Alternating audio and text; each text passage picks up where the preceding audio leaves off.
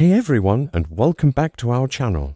Today, I want to share a beautiful story with you, a story that really touched my heart. It is about a young boy named Ao and a lesson he learned on the first day of school. I think it's something we can all learn from. The morning bell was just about to ring.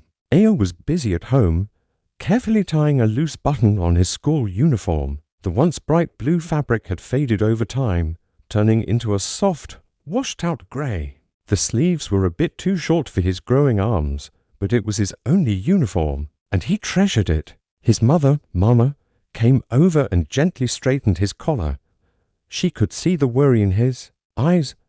"Go on," she said with a warm, encouraging smile. "Education does not look at clothes." Ao nodded, trying to believe her words, but a tight feeling lingered in his chest. It was resumption day at the village primary school in Okigbo. The air was buzzing with the excitement of a new term.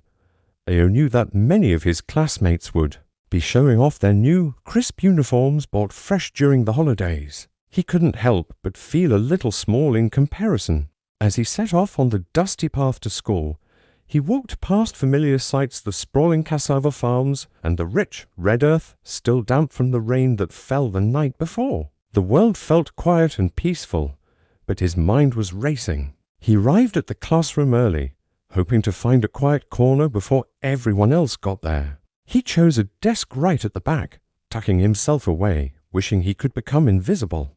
But of course, he wasn't. Soon, the classroom filled with the chatter and laughter of his friends. As they settled in, a boy sitting nearby leaned over and whispered, "Your uniform is small." Ao's heart sank, but then another classmate, a girl sitting just a row ahead, turned around and quietly replied, "At least he has one."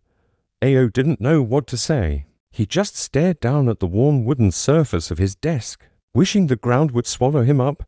He tried to focus on the teacher's voice, on the chalk scratching against the blackboard, but the whispers echoed in his ears. Just as the morning lesson was getting started, something shifted outside. The bright sky began to darken as heavy, grey clouds gathered overhead.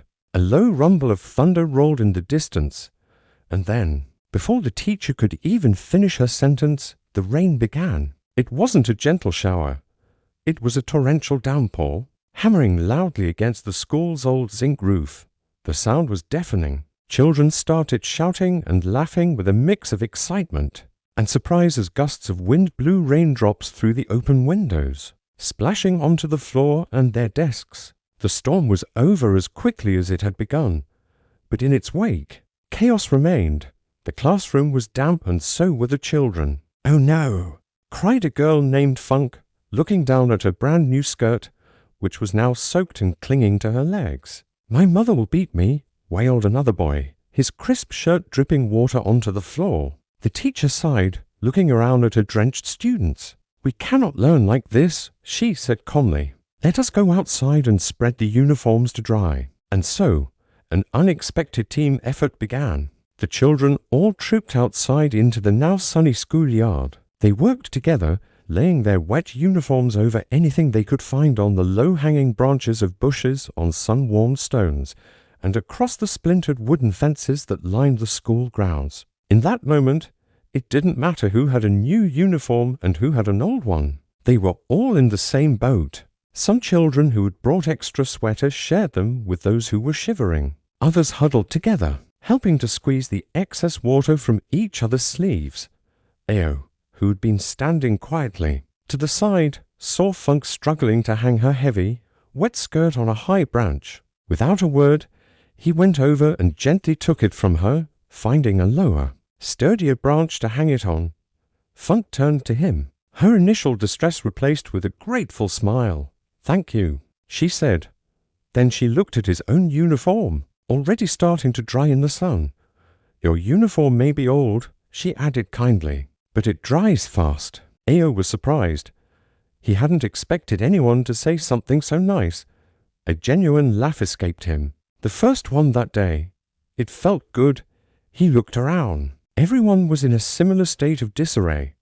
Some were in sweaters, others in their undershirts, their wet clothes decorating the schoolyard like colorful flags. When the sun had done its work, Everyone put on their half-dry, slightly wrinkled clothes. No one looked perfect anymore, in a way. Everyone looked the same. The earlier tension about new versus old had completely vanished, washed away by the rain. At closing time, just as the children were packing their bags to go home, the teacher called Ao to the front of the class. He felt a moment of panic, wondering what he had done wrong. But the teacher was smiling. "I noticed how you helped others today, Ao," she said, her voice full of warmth. "You didn't hesitate to help Funk and the others. That is good character. That is more important than any new uniform." As Ao walked home, his uniform still smelled of rain and fresh air. It wasn't new. It wasn't perfect. It was still a little faded, a little small. But as he walked the dusty path, he felt a new sense of pride. He wore his uniform differently now, not with shame, but with the quiet confidence of someone who understood what truly mattered. It was his.